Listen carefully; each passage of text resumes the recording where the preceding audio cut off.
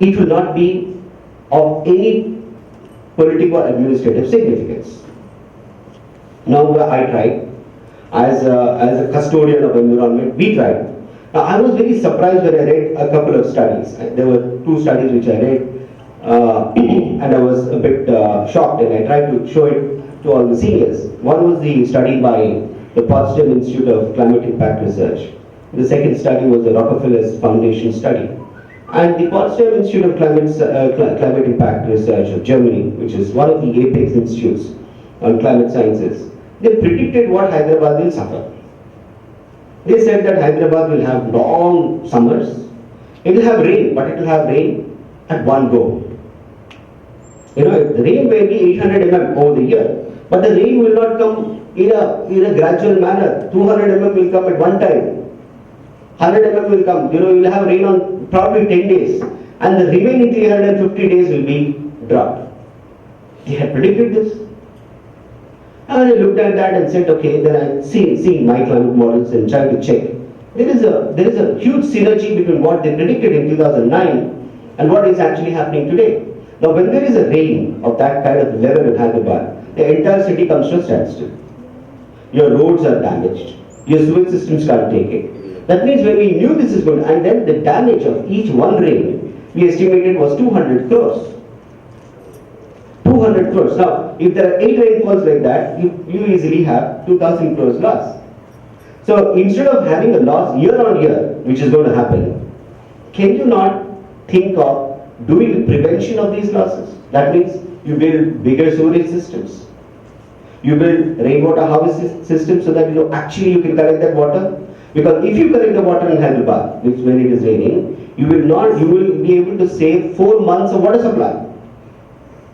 Now, the mere calculation is, if I were to really collect whatever rainfall is happening in Hyderabad, then I can, in my year, every person can take care of 4 months or probably more of his needs. You don't have to take any water from either the borewells or from anybody.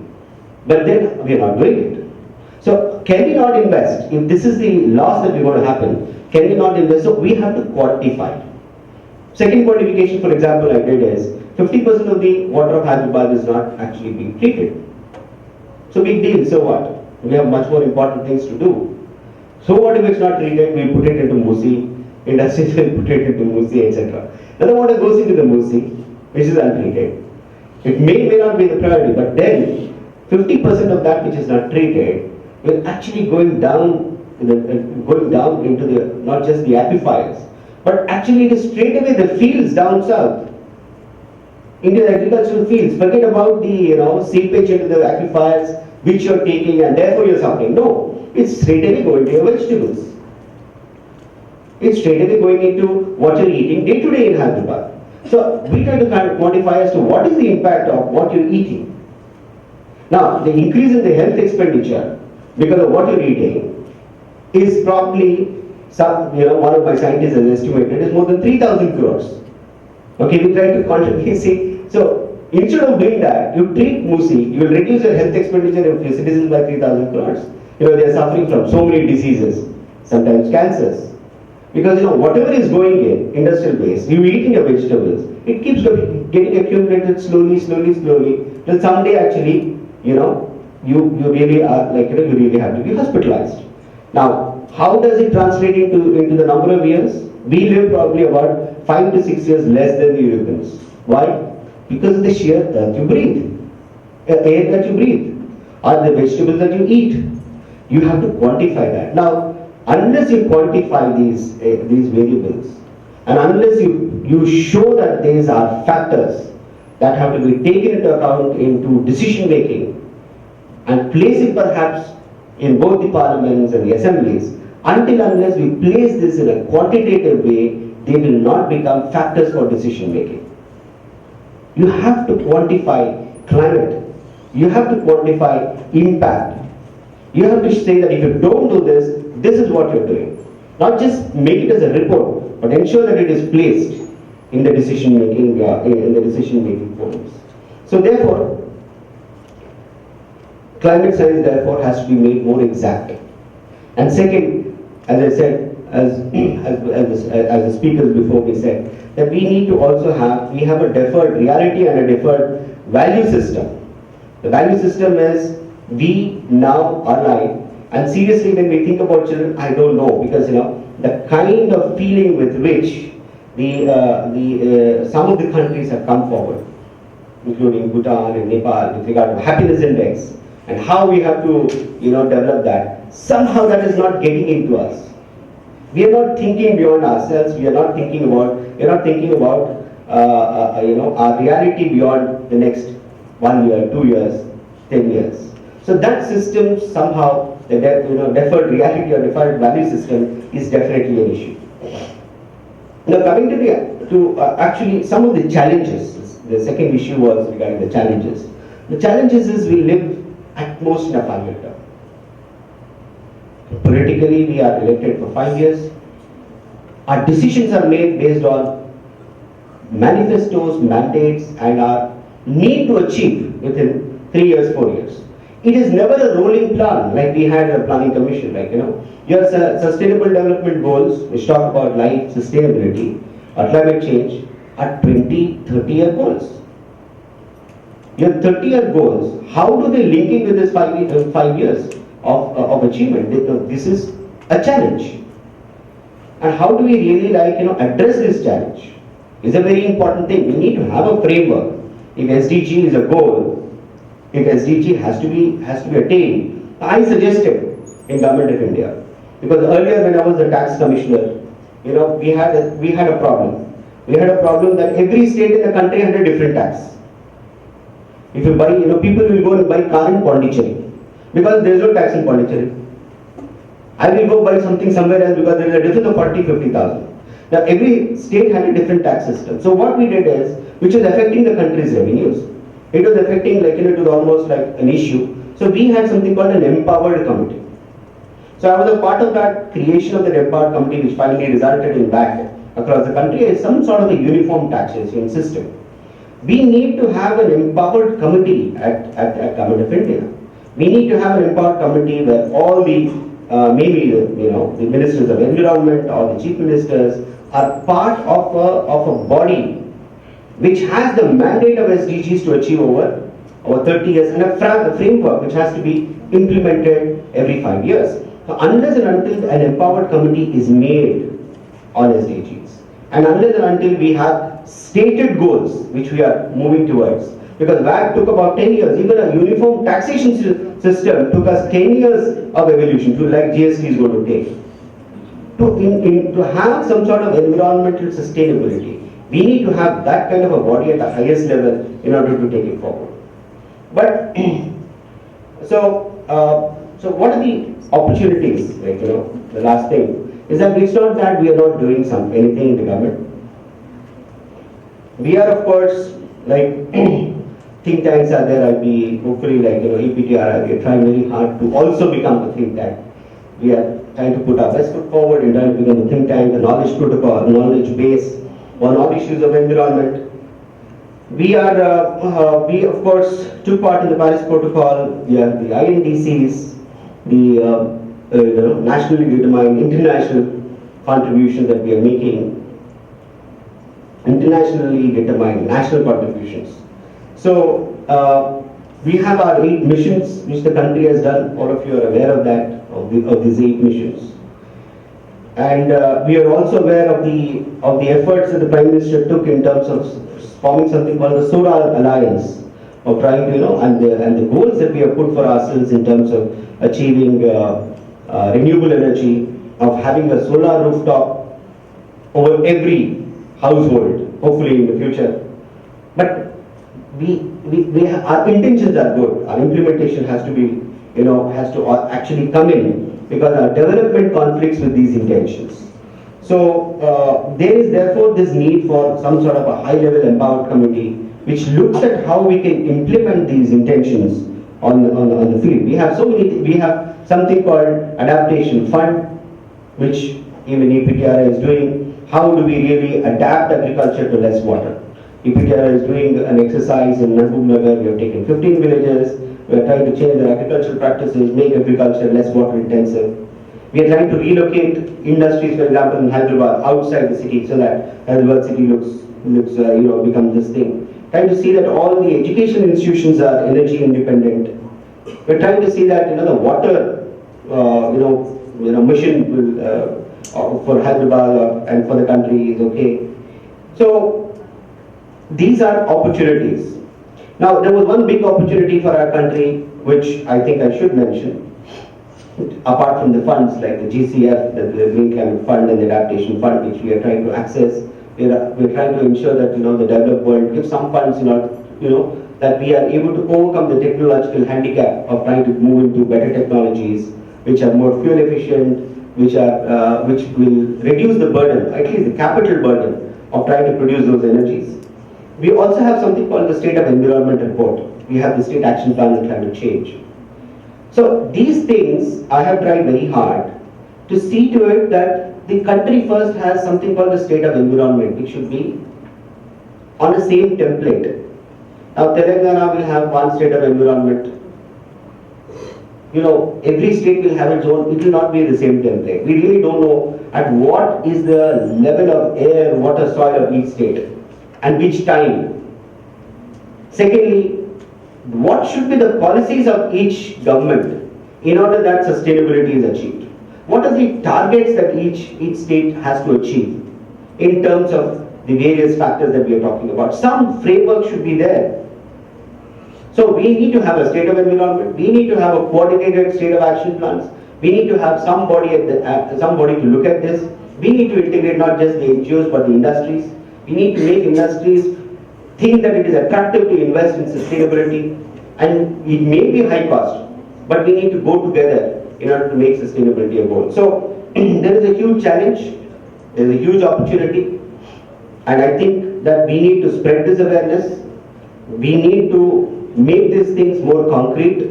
We need to make environmental education itself attractive.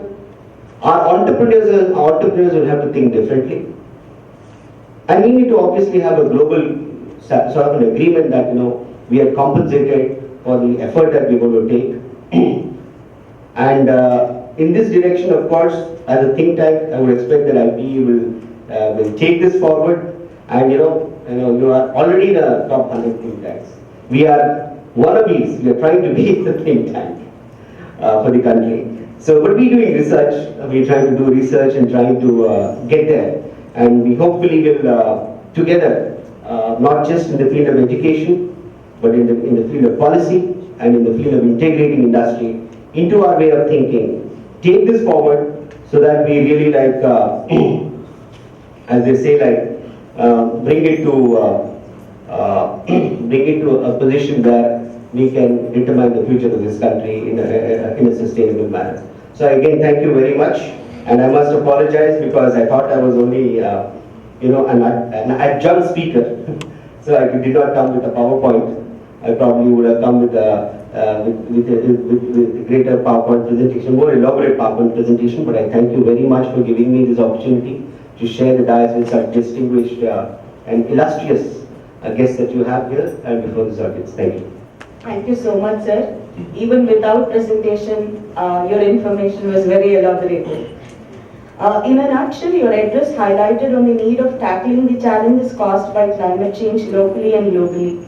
You also reiterated the fact that cooperation globally for planet survival is the need of the hour, otherwise higher impact disasters are forcing for the planet. Thanks a lot, sir. May I now request Dr. Sultan Hafiz Rahman, Executive Director, BIGD, Pratt University, to deliver the presidential address. Thank you very much, Professor Mishra, Professor Janaki Krishna, Professor Lakshmi Kumari, Professor Dr. Manandar, Dr. Samar Verma, a very dear friend and somebody for whom I stand before you today, a great well-wisher. I personally like to thank him at the very outset. And of course, Dr. Let me call him Dr. Chakraborty, because somewhere I think he has a Bengali connection. Kallam Chakraborty. I'm delighted to be here, and I'm absolutely honored and privileged to be here. I have to say that I was deeply touched by Professor Mishra's extended hospitality from the moment that he invited me to the moment that I arrived in Hyderabad. And I will never forget this very warm welcome extended to me. Thank you very much, sir. My talk may or may not be as structured as my predecessors. It's very difficult to follow the acts that have preceded me. But let me start maybe by telling you a little bit about what we see by way of some of the impacts of climate change. In 1984, from 1979 to 1986, 87, I was heavily involved in modeling impacts and so on and so forth. And my view, as a contrarian, is that by 2000, I think it was irrevocably proved that something very funny is happening to the global climate, and most likely we are in the throes of global climate change. As important as it is to continue to try and quantify and refine our models and continue the rigorous research, the methodologies are far superior today. It is also extremely important to take the higher ground and just from the impacts, the visible impacts, raise our voice against what we see to be inequitable, unjust, immoral, and inequality creating. So let me start by, as I said, by sharing with you some of what we have seen.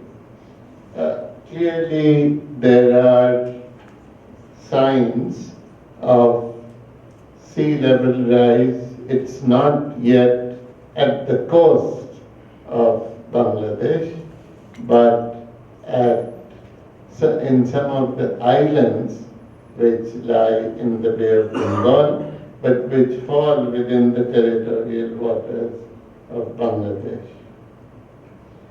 We see climate refugees in the slums of Dhaka. Many studies are now being able to identify them. We need to do much more of these studies to be able to ascertain really, how accurately we can actually try and track this down. They are in the mainstream of rural-urban migration, and that's why it is difficult to isolate the climate refugees. The institutions that are responsible for managing the climate refugees are mixed up with urban institutions. As a result, they are extremely weak, they are confounded, they are uncoordinated in their responses, and they have become, as many slums around the world,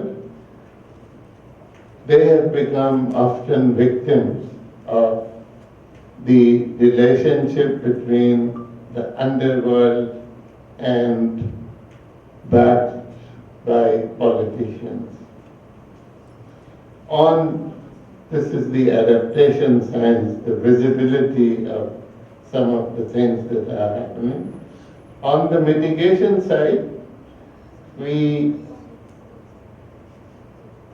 there were 7 rivers which made up the wetlands around Dhaka and sustained life in that middle part of the Indo-Gangetic, lower Indo-Gangetic delta. 5 of these rivers are irreversibly dead. So I don't think there is any way, most experts feel that there is any way that they can be revived. There are 2 that still are living rivers, but they look more like sewers today than anything else. Air pollution, 7 times greater than Thailand on most days in the past 1 year. Fairly staggering. I'm not going to bore you with numbers because I'm sure many of you have these numbers and know it much better than I do. It's quite clear that air and water are going to be the 2 most challenging issues of our times. Not just in Bangladesh, but around, I think, South Asia and around the most climate change vulnerable countries of the world. We have also seen that, crop cycles are changing, the monsoons are routinely late. There's almost a pattern now. The Ashar and Shravan, which are the 2 months of rain in Bangladesh, they used to come more or less bang on time by the middle of June. And there used to be the northerly disturbances beginning, these are the nor'westers, beginning in late February, and they were extremely important for the largest crop in Bangladesh today, which is the dry season boro. But that has also slipped along with the rainy season, which now does not start before the first week of July. So these,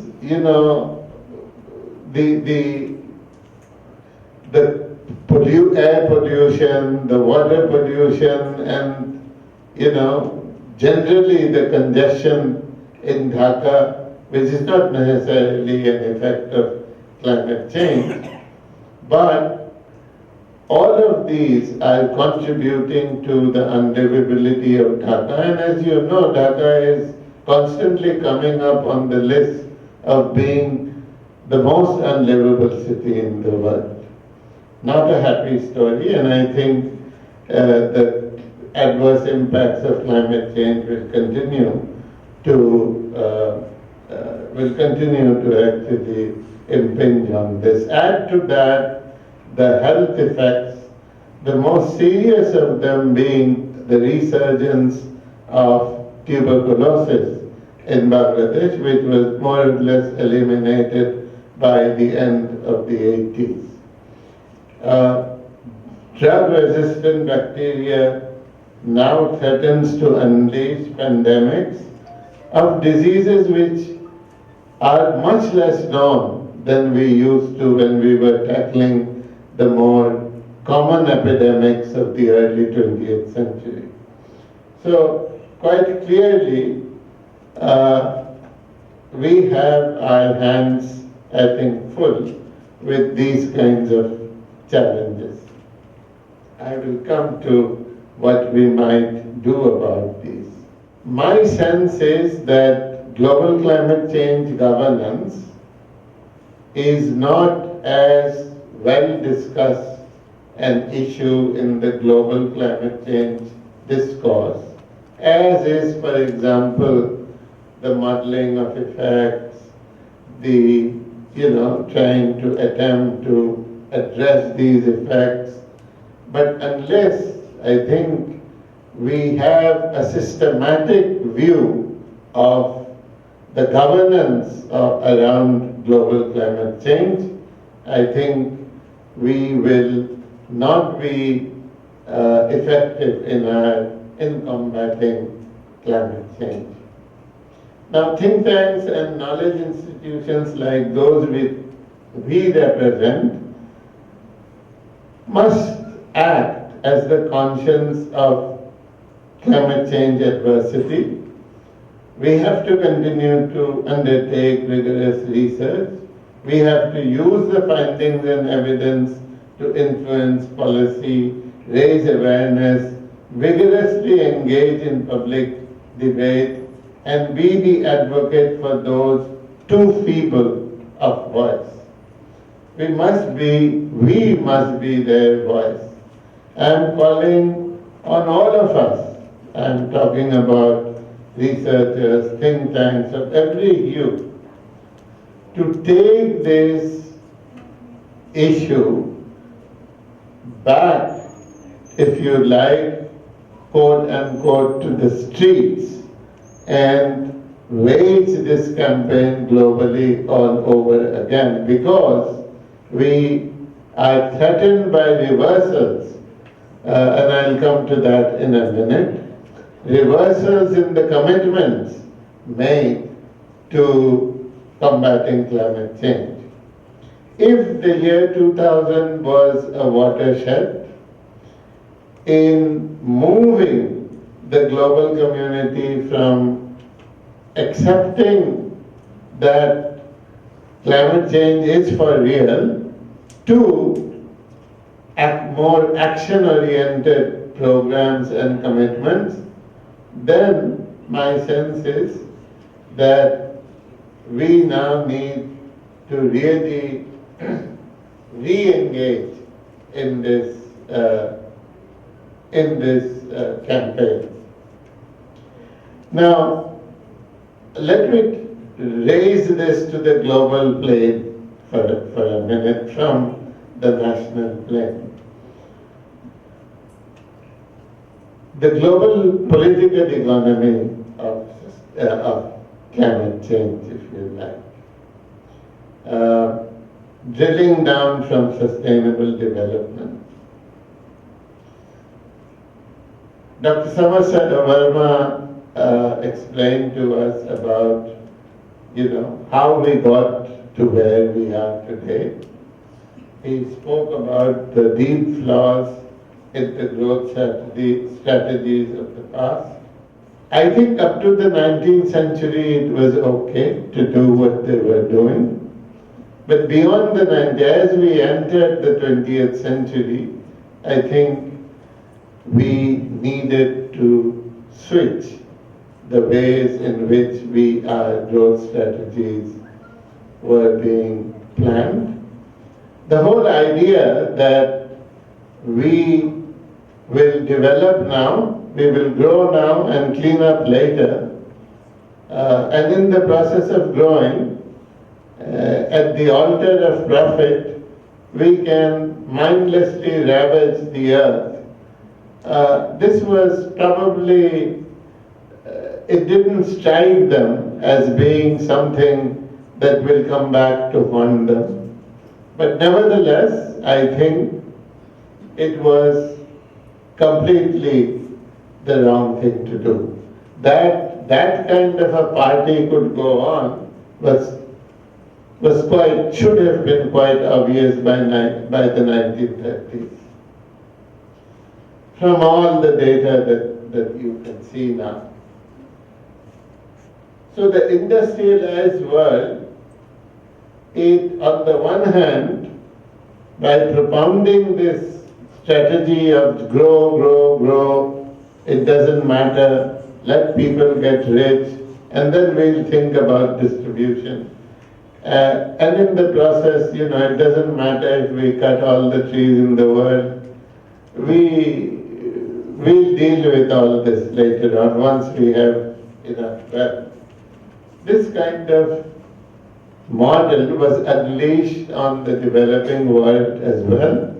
And there were many instruments, I don't want to go through those, including international treaties and the export of technologies, the export of ideas, through which these countries were compelled to follow more or less the same path. And I'm not saying that the leaders of these countries had no responsibility. Of course they did. I think they were complicit in in the choices of the model that they had made. I believe that the collapse of the Kyoto Protocol is an example of the developed world's failure to accept responsibility. And then we got around finally to Paris, and now we have the most powerful country in the world, a $15 trillion GDP country, which is suggesting that this is a chimera, we don't need all this, let's just look at ourselves, think of ourselves. The world can go where it wants to go, and the climate can also go where it wants to go. We will be safe. Putting it a little facetiously, but I think that neoliberal thinkers of today actually believe in this. Global climate change, that it is upon us, I don't think needs much proof. We need to continue to do our research, but the science, I think, is what? Because they are the things that impact us on a day-to-day basis. So we have to respond to those, and it's very important not to be reactive in our interventions. In other words, we have to revisit very fundamentally the growth policies and models that we have been using so far. I see the struggle to win the battle against those who oppose global climate change as one between its proliferating and intensifying impacts on the one hand, and the rapid march of technology. In other words, there is a race between, global climate change impacts, devastating, GCC's devastating impacts, and technological change. Technological change, fortunately, is exponential. It takes exponentially, it grows exponentially, and a quick example is the leap from nanotech to today, the availability of quantum technologies. A huge leap forward for mankind. But where is the problem? We need to channel and support this. And that's what gives us this tremendous opportunity to mitigate the effects of climate change and reverse it. So, we don't need to play God, we just need to be human and use our gift of innovativeness and ingenuity to triumph over avarice and arrogance of a narrow political elite that holds the future of humanity and the planet in its hands. This is completely unacceptable. So what is to be done once again? We need to combine our knowledge power with, as I say, people power, because we are facing resistance And believe me, this resistance is not just limited to Mr. Trump and the neoliberals. It is there in most countries. Why? Because there is vested interest in the entrenched positions that they have and the entrenched investments that they have made and the avarice and arrogance that drives them. My contention is, those of you who are economists, I'm being a bit narrow here, but I think this is very well known. So many of you will immediately recall this phrase, more guns or more butter. The trade-off, the very famous trade-off of allocating resources. Statement made by Robinson in the 50s at the London School of Economics. My point is, look at the post-World War II era's arms race. Just look at the investment in arms and armaments. And what are these arms and armaments meant to do? They are meant to kill human beings. Can't they? You have United States, which has consistently argued, having committed to the OECD goals of 1% of GDP to be given to aid, has consistently argued that in absolute terms, we give a large amount of aid, therefore, we don't need to hit the 1% level.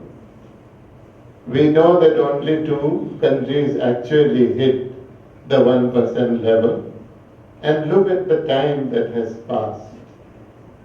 So, is it going to be more guns and more guns and more guns? In which case, I think we have lost our planet and we have lost, this battle. We will fight, but this will be a losing battle. We have to convince, persuade by every channel that we have. You will have later this evening the inauguration of a very august body of social scientists. They cover all of the disciplines of social science. So I will again be appealing to them that it is really, really time that we stop this, penchant of trying to create ghosts and then going after them by raising defense expenditures simply to protect, some vested interest. While we are threatened not just by climate change, by all kinds of lifestyle diseases, so on and so forth. We want a better world. That to me is what we want, a better world, we want a happier world. That to me is what the kernel of the Sustainable Development Goals are.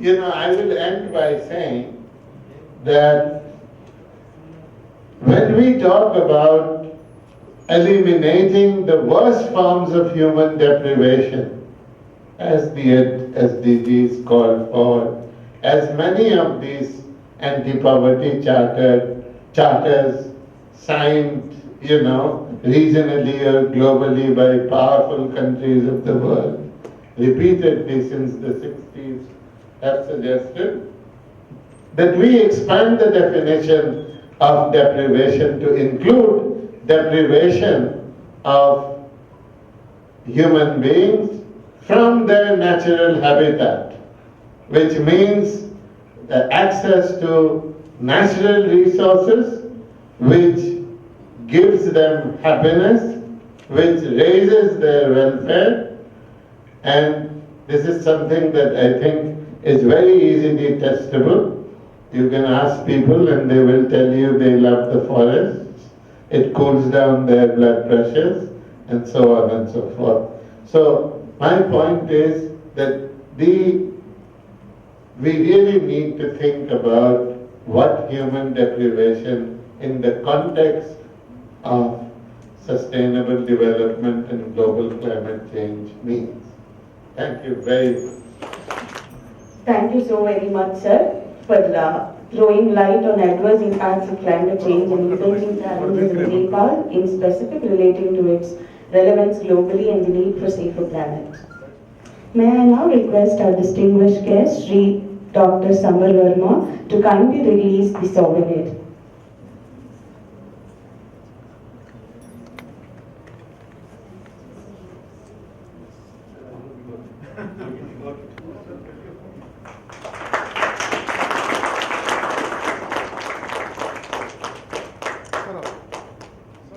May I now request Sri Dr. Samar Verma sir to kindly release the proceedings of climate change, please.